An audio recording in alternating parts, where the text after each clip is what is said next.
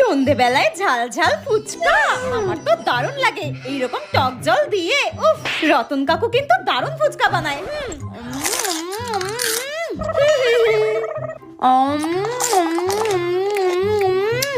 দারুণ। লেখাগুলো তাড়াতাড়ি লিখে নি। আমার ফুচকাগুলো তো আমি টপ টপ করে খেয়ে ফেললাম, বোন তো এখনো একটাও খায়নি। বোনের ফুচকাগুলো যে কি করে খাই, আইডিয়া।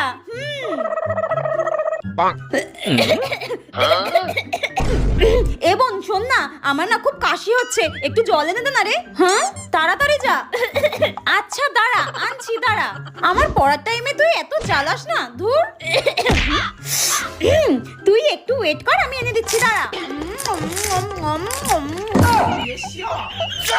দাঁড়া এনে দিচ্ছি এবার, দাঁড়া। এই থাক থাক, তোকে আর কষ্ট করে জল আনতে হবে না, তুই নিজে গেল। শাকচুন্নি একটা, তোর ভালো লাগে না। যা বাবা, আমি আবার কি করলাম?